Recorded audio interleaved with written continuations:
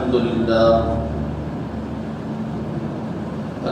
لله نحمده ونستعينه ونستغفره ونؤمن به ونتوكل عليه ونعوذ بالله من شرور أنفسنا ومن سيئات أعمالنا من يهده الله فلا مضل له ومن يضلله فلا هادي له ونشهد أن لا إله إلا الله وحده لا شريك له ونشهد أن سيدنا وشفيعنا وحبيبنا ومولانا محمدا عبده ورسوله أما بعد فقد قال الله تبارك وتعالى في القرآن المجيد أعوذ بالله من الشيطان الرجيم بسم الله الرحمن الرحيم ليس على الضعفاء ولا على المرضى ولا على الذين لا يجدون ما ينفقون حرج إذا نصحوا لله ورسوله ما على المحسنين من سبيل والله غفور رحيم. قال النبي صلى الله عليه وسلم عن جرير بن عبد الله رضي الله تعالى عنه قال قال رسول الله صلى الله عليه وسلم قال الصحابي بايعت رسول الله صلى الله عليه وسلم على إقام الصلاة وإيتاء الزكاة والنصح لكل مسلم أو كما قال رضي الله تعالى عنه. وقال عليه الصلاة والسلام عن تميم الداري الأنصاري رضي الله عنه إن الدين النصيحة إن الدين النصيحة إن الدين النصيحة. قالوا لمن يا رسول الله؟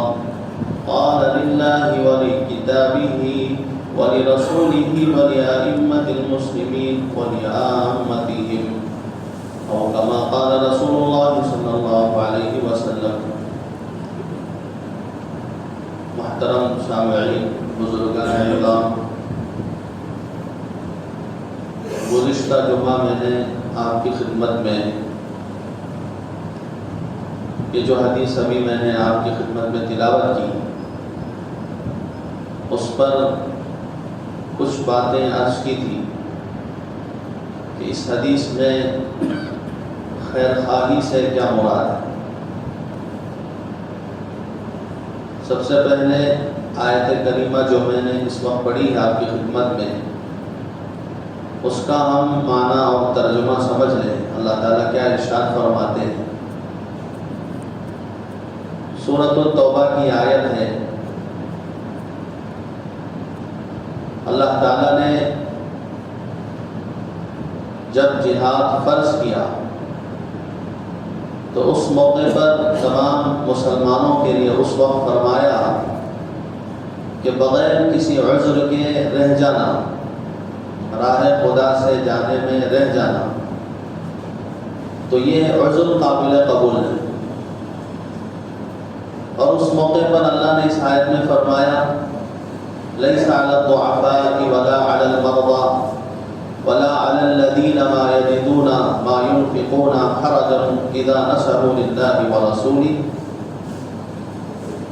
جو کمزور قسم کے لوگ ہیں جیسے بوڑھے لوگ، نابالغ بچے، نحیف کمزور جو راہ خدا میں جا نہیں سکتے، ایسے ہی بیمار قسم کے لوگ اور ایسے ہی وہ لوگ جو راہ خدا میں جانے کے لیے اپنے پاس سواری کا انتظام نہیں کر پاتے، ان کے پاس اتنا پیسہ نہیں ہے کہ وہ خرچ کر کے راہ خدا میں جا سکے، تو ان کے لیے عذر ہے، وہ نہ جائے تو کوئی بات نہیں.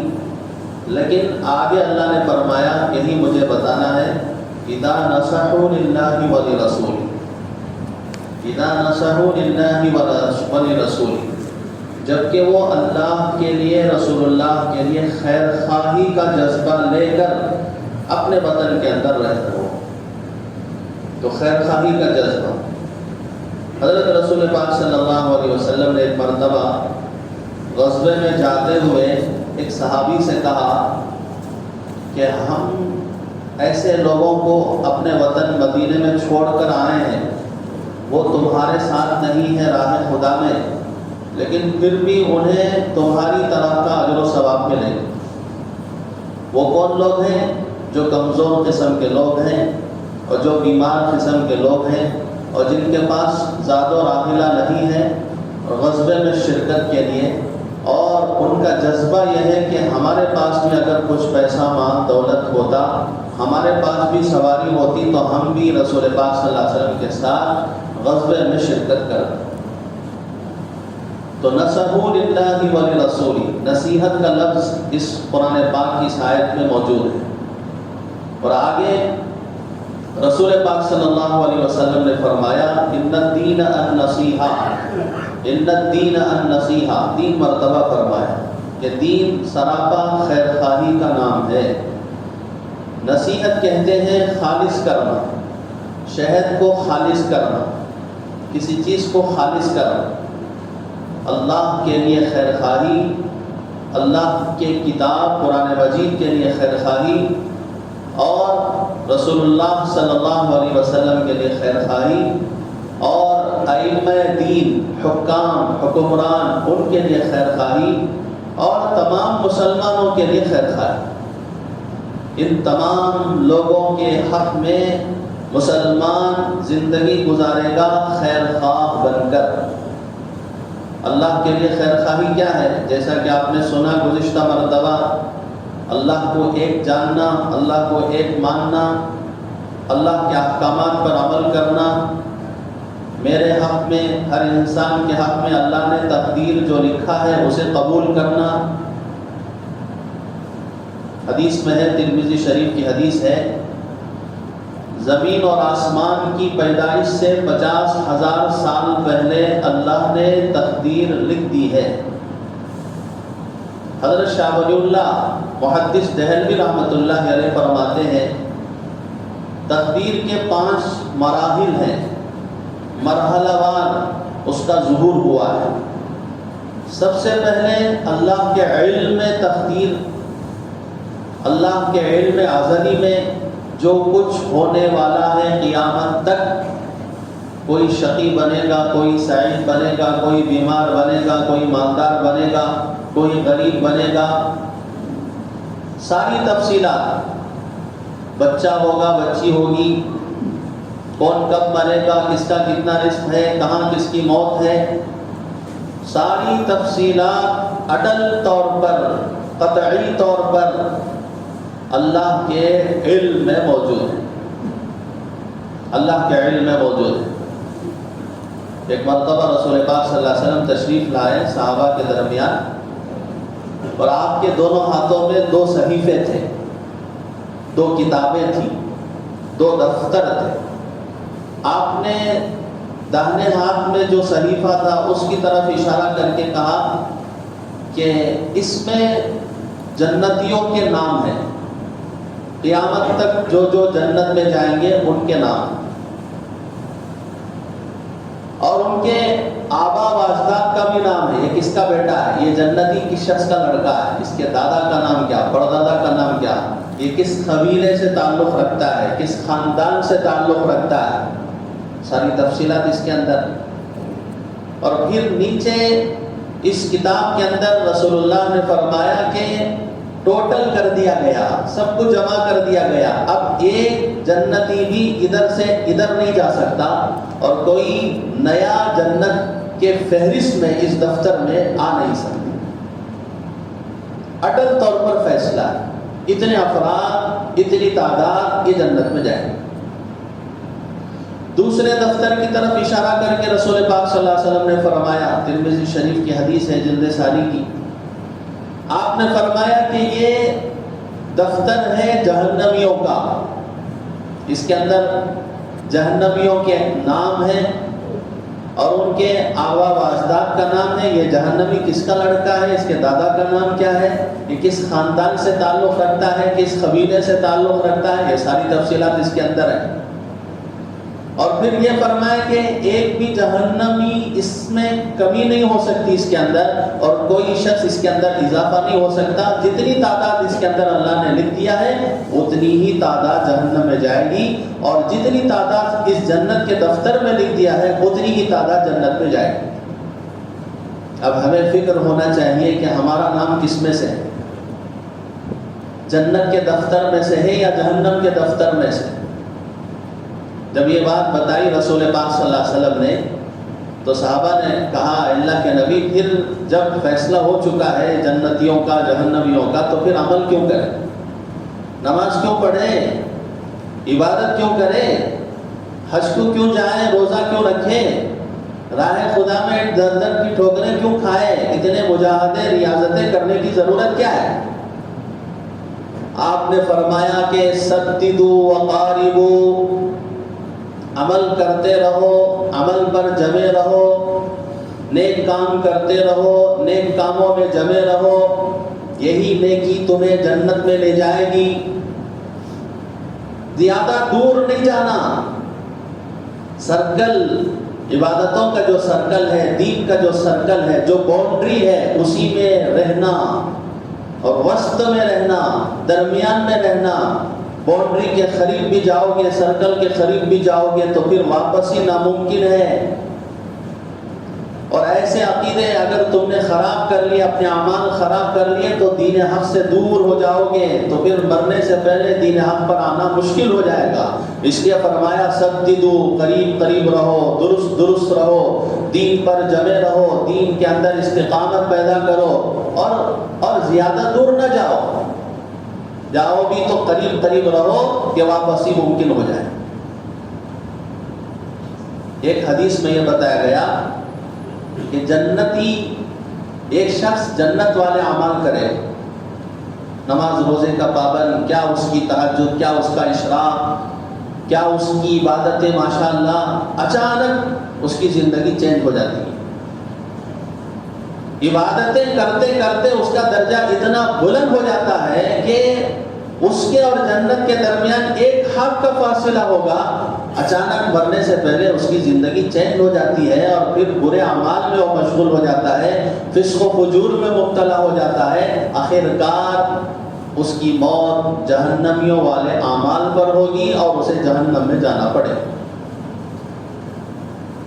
اور آپ نے فرمایا ایک شخص جہنمی برے اعمال میں رہے گا، فسق و فجور کے ماحول میں رہے گا، شراب کا دل دادا ہوگا، گناہوں میں صبح و شام لگا ہوا ہوگا، جواری ہوگا، ناڑی ہوگا، لوگ اس سے پریشان ہوں گے.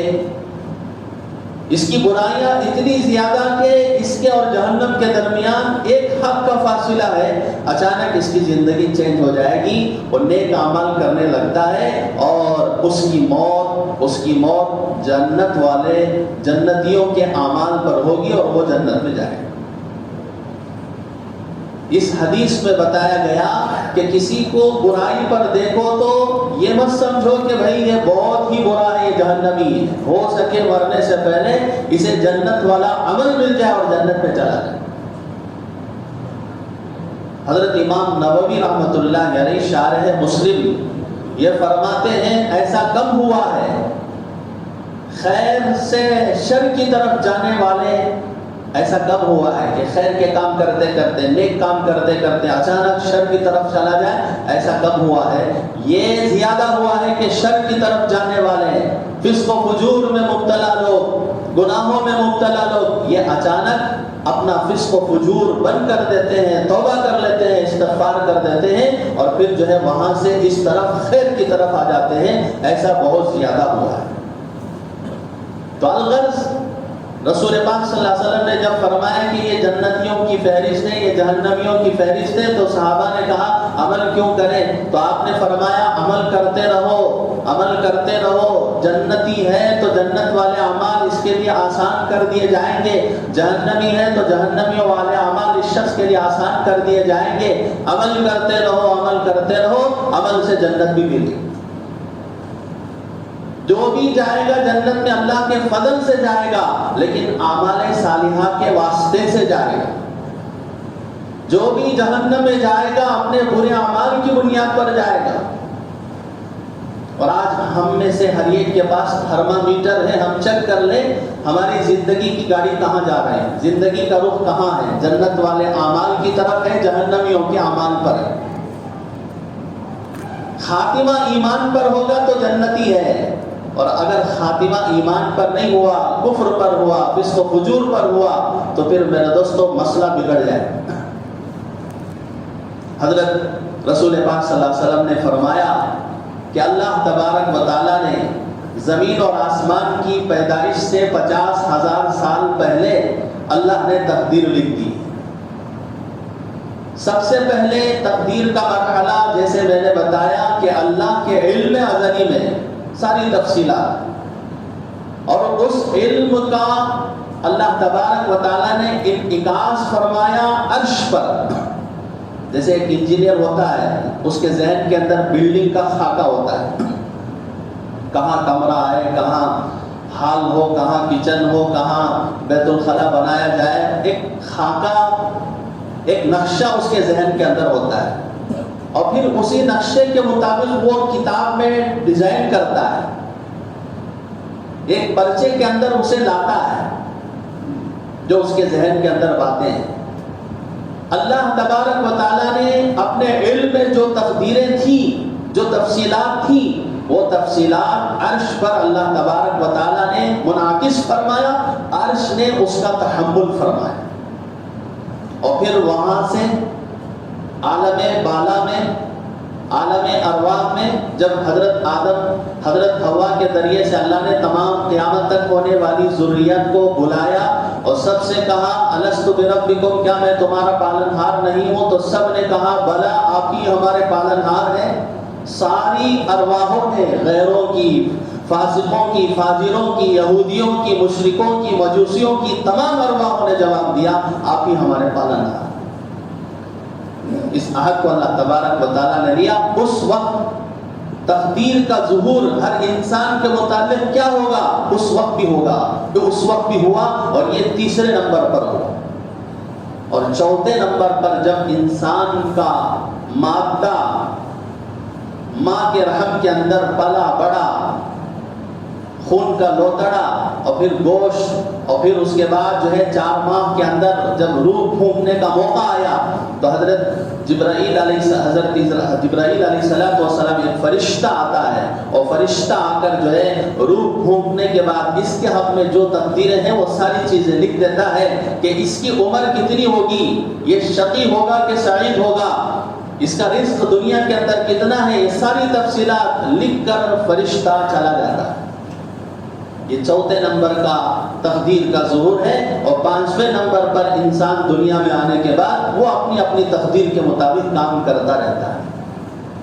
جنتی ہے تو جنتیوں والے اعمال میں لگا رہتا ہے، اور جہنمی ہے تو جہنمیوں والے اعمال میں لگا رہتا ہے۔ حضرت رسول پاک صلی اللہ علیہ وسلم نے فرمایا کہ تم نیک اعمال اختیار کرو، خاتمے پر فیصلہ ہوگا۔ نیک اعمال پر خاتمہ ہے تو جنتیوں کا معاملہ، اور برے اعمال پر خاتمہ ہے تو جہنمیوں کا سا معاملہ۔ ان الدین النصیحہ، دین خیر خواہی کا نام ہے، کس کے لیے؟ اللہ کے لیے۔ اللہ نے میرے حق میں جو تقدیر لکھتی ہے، اچھی ہو یا بری ہو، ان تمام تقدیر پر ہم راضی رہیں۔ رضا بالقضاء، اللہ کے فیصلے پر راضی ہونا، یہ انسان کی نیک بختی کی علامت ہے، سعادت مندی کی علامت ہے۔ حدیث میں بتایا انسان کی بدبختی کی علامت یہ ہے کہ اللہ سے خیر طلب کرنا انسان چھوڑ دے، اور پھر جو ہے وہ اللہ کی تقدیر پر ناراض رہے۔ اللہ کی تقدیر پر راضی رہنا کتنی بڑی دولت ہے، کتنی اطمینان کی چیز ہے۔ گھر کے اندر کسی کا انتقال ہو گیا، آپ نے علاج کروایا، ڈاکٹر کے پاس بچوں کو بلا کر لے گئے، جو بیمار تھے ماں باپ یا بچے، تمام جد و جہد کے بعد، تمام کوششوں کے باوجود والد صاحب بچے نے انتقال کر گئے، بچہ بچانے انتقال کر گیا۔ اب انتقال کے بعد کیا اپنی زبان سے ہم یہ لا سکتے ہیں کہ اللہ نے میرے ہی بچے کو کیوں بیمار کیا؟ اللہ نے میرے ہی والد صاحب کو کیوں موت عطا فرمائی؟ دنیا کے اندر ان کے علاوہ کوئی نہیں ہے؟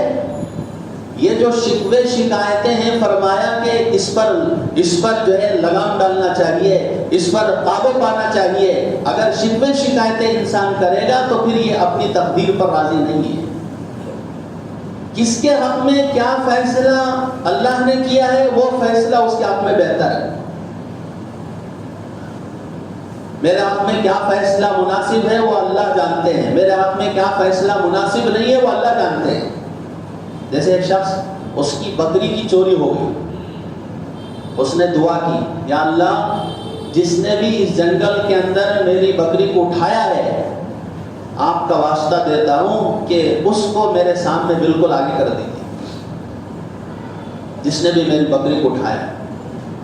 اب اس کی دعا کو اللہ نے قبول کر لیا، ہاتھ ابھی نیچے نہیں چھوڑا تھا کہ دیکھتا کیا ہے کہ سامنے شیر کھڑا ہے۔ کیا مطلب ہے؟ اس کی بکری کو کس نے حملہ کیا، کس نے اٹھایا تھا؟ شیر نے اٹھایا تھا۔ اب اس نے دعا کیا کی تھی؟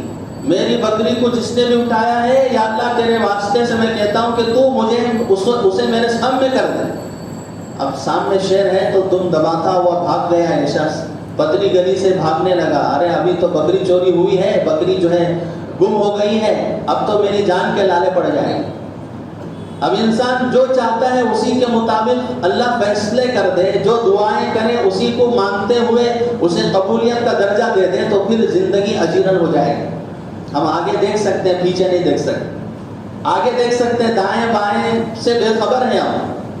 اسی لیے کہتے ہیں کہ انسان مجبور بھی ہے، انسان مختار بھی ہے، انسان کو اللہ نے اختیار بھی دیا ہے اور انسان کو اللہ تبارک و تعالیٰ نے مجبور بھی کیا ہے۔ حضرت علی رضی اللہ تعالیٰ عنہ سے پوچھا گیا کہ انسان مختار ہے کہ مجبور ہے؟ حضرت علی رضی اللہ تعالیٰ عنہ نے فرمایا کہ یہ مختار بھی ہے، مجبور بھی ہے۔ وہ کیسے؟ حضرت علی نے سائل سے کہا کہ تو ایک پیر اٹھا، تو اس نے ایک پیر اٹھایا۔ پھر حضرت علی نے کہا کہ دوسرا پیر بھی اٹھا، اس نے کہا کہ یہ تو نہیں ہو سکتا، ایک پیر تو اٹھا سکتا ہوں، دوسرا پیر ساتھ میں کیسے اٹھاؤں گا؟ حضرت علی نے کہا کہ ایک پیر اٹھانے کا تجھے اختیار ہے، دوسرے پیر کو اٹھانے کا تجھے اختیار نہیں ہے، تو مجبور ہے اس میں۔ تو ہم مختار بھی ہیں، ہم مجبور بھی ہیں، جو کام کر رہے ہیں اپنے اختیار سے کر رہے ہیں۔ تو میرے دوستو، بندے مومن اللہ کے حق میں خیر خواہی کا جذبہ لے کر زندگی گزارے، اور اللہ کے لیے خیر خواہی یہ ہے کہ اللہ نے میرے حق میں جو کچھ لکھ دیا ہے، اچھی بری باتیں، بیماری صحت کے اعتبار سے، رزق کے اعتبار سے، شقی اور سعید ہونے کے اعتبار سے، تمام پر ہم راضی رہیں۔ اور پھر کتاب اللہ کے لیے خیر خواہی، جیسے میں نے گزشتہ مرتبہ بتایا، اللہ کا قرآن منزل من اللہ، اس میں فرمایا کہ شک و شبہ کی کوئی گنجائش نہیں ہے۔ قرآن کا حق یہ ہے کہ اسے پڑھا جائے، اسے دیکھا جائے۔ آج کل تو ماشاءاللہ مسجد کے اندر بیٹھ کر موبائل میں قرآن پڑھتے ہیں۔ ارے قرآن رکھا ہوا ہے، قرآن اٹھا کر پڑھو، اس میں ثواب زیادہ ہے۔ ہاں سفر میں جا رہے ہیں، کہیں قرآن آپ کو نہیں ملا، آپ کو قرآن پڑھنا ہے تو موبائل میں بھی پڑھ سکتے ہیں، جائز ہے۔ لیکن مسجد میں آ کر آپ موبائل میں دیکھ کر قرآن پڑھ رہے ہیں، قرآن رکھا ہوا ہے، آپ اسے اٹھا سکتے ہیں۔ قرآن کو اٹھانا عبادت، چھونا عبادت، دیکھنا عبادت۔ کئی لوگ بیمار تھے، آنکھوں کی بینائی کمزور تھی، قرآن پاک کو دیکھ دیکھ کر پڑھنے کی وجہ سے، قرآن پاک کی طرف مسلسل نظر کرنے کی بنیاد پر اللہ نے ان کی بینائی کو ٹھیک فرما دی۔ کیا کہنے قرآن پاک، اس کے اندر تمام اولین اور آخرین کا علم ہے۔ قرآن کب پڑھا جاتا ہے؟ کوئی مردہ مر جاتا ہے، کوئی کسی کا انتقال ہو جاتا ہے تو یاسین پڑھتے ہیں۔ ہاں برکت کے لیے نہیں، قرآن پر عمل کرنا ہمارے لیے ضروری ہے۔ ہم نے قرآن کو پس پش ڈال دیا، آج اسی لیے ہم ذلیل و خوار ہو رہے ہیں۔ قرآن کو پڑھنا، اسے سیکھنا، اس کا حق ادا کرنا، اس پر عمل کرنا اور اس کی تبلیغ کرنا، یہ قرآن بڑا جھگڑالو ہے، کل قیامت کے دن جھگڑے گا۔ اور قرآن کے ساتھ خیر خواہی کا معاملہ یہ ہے کہ اس کا حق ادا کریں۔ روزانہ آپ پڑھیں، ایک صفحہ پڑھیں، نہیں پڑھنے آ رہا ہے تو پڑھنے کی کوشش کیجئے، پڑھنے والوں کے پاس بیٹھ کر بار بار سنیے۔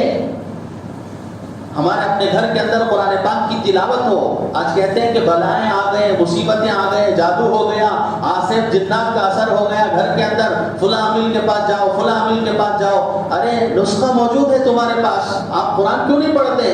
سورہ بقرہ کیوں نہیں پڑھتے؟ جس گھر کے اندر سورہ بقرہ پڑھا جائے اس گھر کے اندر شیطان نہیں آ سکتے، کسی کا جادو نہیں چل سکتا۔ ہاں وہ یقین، وہ اعتماد چاہیے، یقین اور اعتماد کے ساتھ پڑھے کہ میرے نبی سچے ہیں، اللہ سچے ہیں، اللہ کا کلام سچا ہے۔ اس اعتبار کے ساتھ، اس جستجو کے ساتھ اگر ہم قرآن پاک سورہ بقرہ کی تلاوت، سورہ واقعہ کی تلاوت گھروں کے اندر کریں تو دیکھو کون سی مصیبت آ سکتی ہے، کون سا جادو کا اثر ہو سکتا ہے۔ نسخے موجود ہیں لیکن ہم اسے استعمال نہیں کر پا رہے۔ آپ اپنے بچوں کو معوذتین سکھائیے، قل اعوذ برب الفلق، قل اعوذ برب الناس۔ آپ اپنے بچوں کو سورہ واقعہ پڑھائیے، آپ خود گھر کے اندر سورہ یاسین کی تلاوت کر کے بزنس جائیے، تجارت کے لیے جائیے، جاب کو جائیے، آپ کے ہاتھ میں اسلام کا جھنڈا ہوگا، اور شام تک اللہ تبارک و تعالیٰ آپ کو فتنوں سے اللہ بچائیں گے، آپ کی حفاظت کریں گے، آپ کی تجارت میں برکت نصیب فرمائیں گے۔ اخبار پڑھنے کے لیے وقت ہے، قرآن پڑھنے کے لیے وقت نہیں ہے۔ جس اخبار میں جھوٹ ہی جھوٹ ہے، جھوٹ ہی جھوٹ ہے، مخلوق کا تذکرہ ہی تذکرہ ہے، مخلوق کے تذکرے سے ظلمت دل کے اندر آئے گی۔ خالق کا تذکرہ ہو، اللہ کا تذکرہ ہو، اللہ کی وحدانیت کا تذکرہ ہو، اور اس کی قدرت اور اس کی شہنشاہیت کا تذکرہ ہو تو میرے دوستو دل مضبوط ہوگا، اور دل کے اندر ایمان کا جلا اللہ تبارک و تعالیٰ نصیب فرمائیں گے۔ آپ کر کے دیکھیے۔ اس لیے قرآن پاک کا حق یہ ہے کہ اسے پڑھا جائے، تجوید اور ترتیل کے ساتھ پڑھا جائے، اور پھر رسول پاک صلی اللہ علیہ وسلم کے ساتھ خیر خواہی کہ آپ کی سنتوں پر عمل کریں، آپ کی سنتوں پر عمل کریں، آپ کے احکامات پر عمل کریں۔ فلا وربک لا یؤمنون حتی یحکموک فیما شجر بینہم ثم لا یجدون فی انفسہم حرجا مما قضیت ویسلموا تسلیما۔ ایک منافق اور ایک یہودی کے درمیان جھگڑا ہو گیا، مسئلہ کھڑا ہو گیا۔ اس مسئلے کو رسول پاک صلی اللہ علیہ وسلم کی خدمت میں لے جایا گیا۔ حضرت رسول پاک صلی اللہ علیہ وسلم نے یہودی کے حق میں فیصلہ کر دیا، اس لیے کہ وہ انصاف پر تھا۔ اب یہ جو بظاہر مسلمان تھا، زبان کا مسلمان تھا، اندر سے نفاق اس کے اندر موجود، وہ منافق، اس نے رسول اللہ کے اس فیصلے کو نہیں مانا۔ اس نے یہودی سے کہا کہ نہیں، ہم حضرت عمر کے پاس جائیں، حضرت عمر کے پاس اس مقدمے کو رکھیں گے۔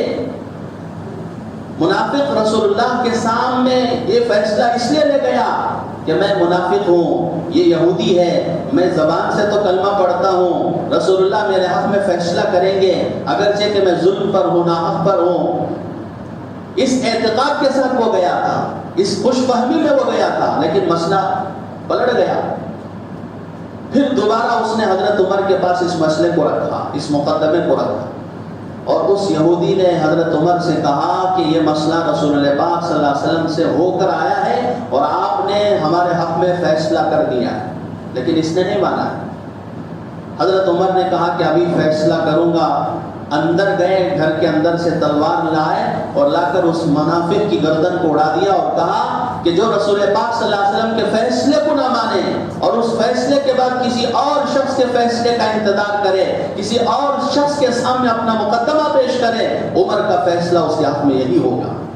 اللہ نے آیت نازل فرمائی، فلا وربک لا یؤمنون، قسم خدا کہ تم اس وقت تک ایمان والے نہیں ہو سکتے جب تک کہ رسول پاک صلی اللہ علیہ وسلم کو اپنے مقدمات میں، اپنے مسائل میں حکم اور فیصل تسلیم نہ کرے، اور رسول اللہ نے تمہارے مسئلے میں، تمہارے مقدمے میں جو فیصلہ کر دیا ہے اور اس فیصلے کے متعلق تمہارے دل کے اندر کوئی کدورت نہیں ہونا چاہیے، اس وقت تک تمہارے اندر کمال ایمان ہرگز اللہ نہیں دے سکتے۔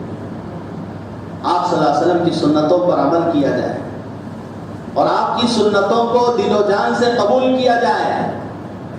استنجا میں جانے کی سنت جس کو ہم معمولی سمجھتے ہیں، ان سنتوں کو اپنانے پر بھی اللہ ہو سکے آپ کی مغفرت کرے۔ چھوٹی سی سنتیں، استنجا میں کیسے جانا، کیسے باہر آنا، کیا دعا پڑھ کے جانا، کیسے جانا، آپ نے اس موقع پر بھی کسی امتی کو محروم نہیں چھوڑا ہے کہ اس مسئلے میں کسی کے دست نگر بن جائے، کسی کے محتاج بن جائے، کہیں کسی مذہب سے بھیک مانگا جائے کہ استنجا میں جانے کے طریقے تمہارے پاس کیا ہے کہ اسلام میں نہیں ہے؟ اسلام میں سب کچھ ہے، کھانے پینے کے آداب سے لے کر میاں بیوی کے حقوق سے لے کر تجارت کے مسائل سے لے کر زراعت کے مسائل سے لے کر تمام چیزیں اسلام کے اندر موجود ہیں۔ دین تو خیر خواہی کا نام ہے۔ اور پھر ولی ائمۃ المسلمین، خیر خواہی کس کے لیے؟ فرمایا کہ تمام علماء دین کے لیے۔ ولی ائمۃ المسلمین میں مفسرین شارحین فرماتے ہیں یہاں پر مسلم جو حکمراں ہیں ان کی بات کو ماننا، ان کے خلاف بغاوت نہ کرنا، یہ فرمایا۔ اور اسی طرح ولی ائمۃ المسلمین میں علماء دین بھی ہیں۔ علماء دین کی قدر کرنا، ان کی تعظیم بجا لانا، ان کی توقیر بجا لانا، ان کو حقیر نگاہ سے نہیں دیکھنا اور یہ نہیں سمجھنا کہ یہ خادم ہے ہمارے۔ علماء ہمارے خادم نہیں ہیں۔ امام ہر حال میں آگے رہتا ہے۔ اگر نماز میں کوئی مقتدی امام سے آگے چلا جائے تو اس کی نماز نہیں ہوگی۔ نماز کے اندر امام کی اتنی قدر ہے کہ نماز میں کسی عمل میں تم امام سے آگے بڑھ جاؤ تو تمہاری نماز نہیں ہوگی۔ تو نماز جیسے مسئلے میں یہ چیز ہے تو پھر دیگر زندگی کے شعبوں کے اندر ہم امام کو کہاں رکھیں اور ہماری مسجد کے مؤذن کو اور خادم کو کہاں رکھیں، ان کا کیا مرتبہ اور ان کا کیا مقام رکھے، ہم سمجھ سکتے ہیں۔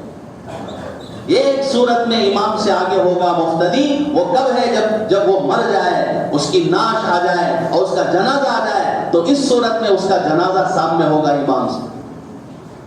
حضرت قاسم نانوتوی رحمۃ اللہ علیہ دارالعلوم دیوبند کے بانی ہیں، یہ جب علی گڑھ گئے تو علی گڑھ کے جو طلبہ تھے، اسٹوڈنٹس تھے، انگریزی دان، اب اس وقت دین کا کچھ ایسا ماحول نہیں تھا، دینداروں کی اتنی قدر نہیں تھی، تو کچھ شریر قسم کے لوگوں نے حضرت کو ستانے کے لیے، حضرت سے مذاق کرنے کے لیے ایک پلان بنایا۔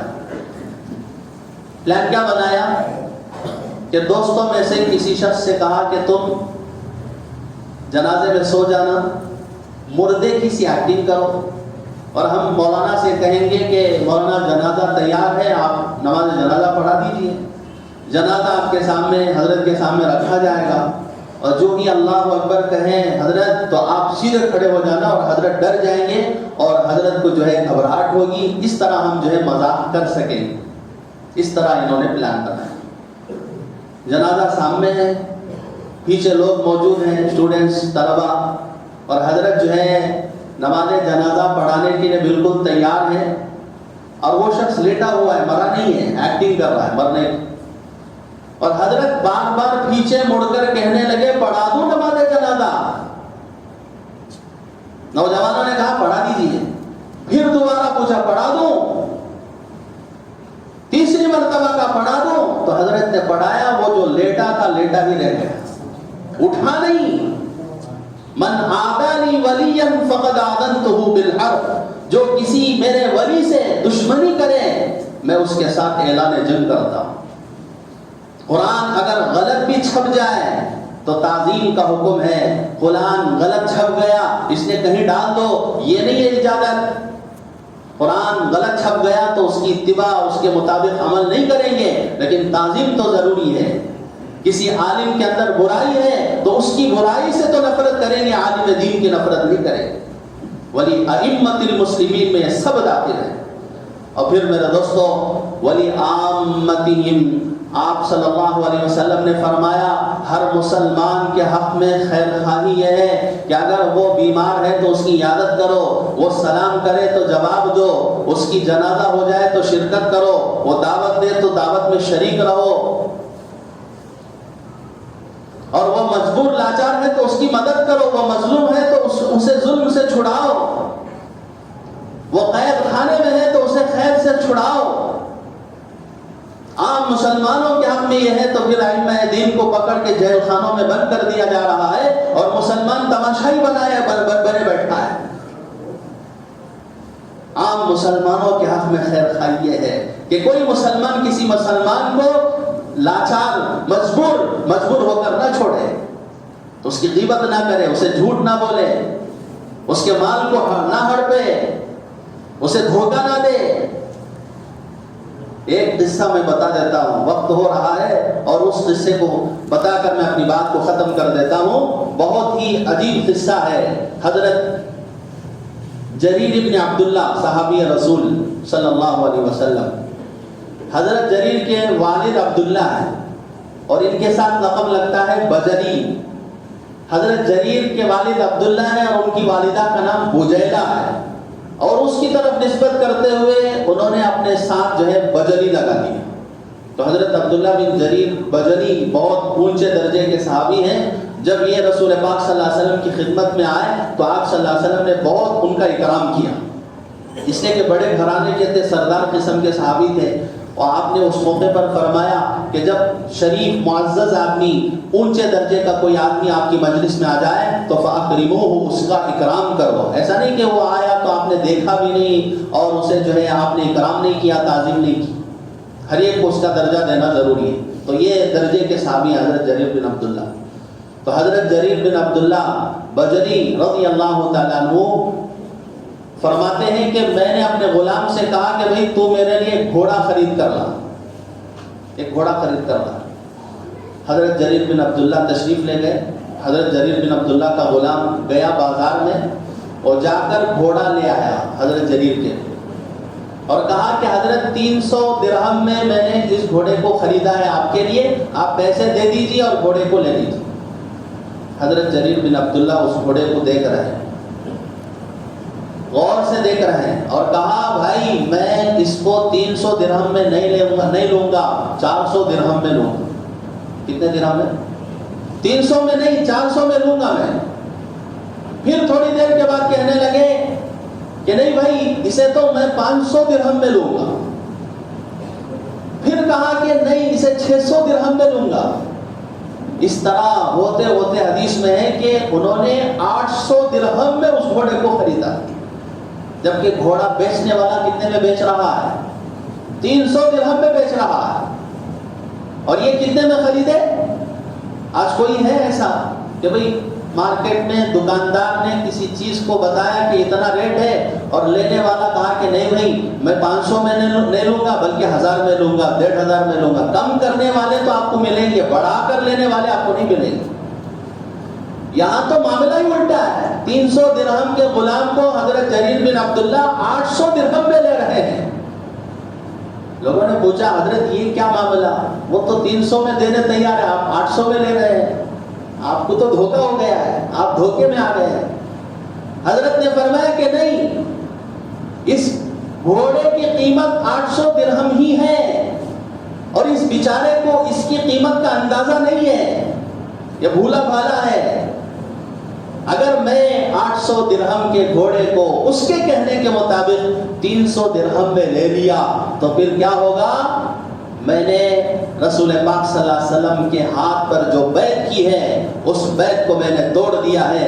میں نے رسول پاک صلی اللہ علیہ وسلم کے ہاتھوں پر اس بات پر بیعت کی ہے، بایعت رسول اللہ صلی اللہ علیہ وسلم علی اقام الصلاۃ و ایتاء الزکاۃ وعلی النصح لکل مسلم۔ میں نے رسول پاک صلی اللہ علیہ وسلم کے ہاتھ پر بیعت کی ہے کہ میں نماز ادا کروں گا، نماز قائم کروں گا، زکوٰۃ ادا کروں گا، اور تمام مسلمانوں کے حق میں خیر خواہی کا معاملہ کروں گا۔ اور میری طرف سے خیر خواہی یہ ہے کہ 800 درہم کے گھوڑے کو 800 درہم پر ہی لیں۔ اگر 800 درہم کے بجائے 300 درہم میں لے لیا تو میں نے خیر خواہ کا جذبہ، میرے اندر خیر خواہی کا جذبہ ختم ہو گیا، اور میں نے رسول پاک صلی اللہ علیہ وسلم کے ہاتھوں پر جو بیعت کی ہے اس بیعت کو میں نے توڑ دیا۔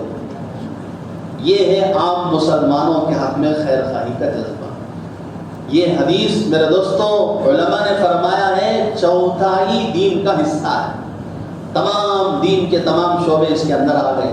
اللہ سے دعا کرے اللہ تبارک و تعالی ہمیں ان باتوں پر عمل کرنے کی توفیق عطا فرمائے، اور دنیا کے اندر ہم خیر خواہی کے جذبے کے ساتھ رہنے کی اللہ تبارک و تعالی ہمیں توفیق عطا فرمائے۔ وآخر دعوانا الحمد للہ رب العالمین۔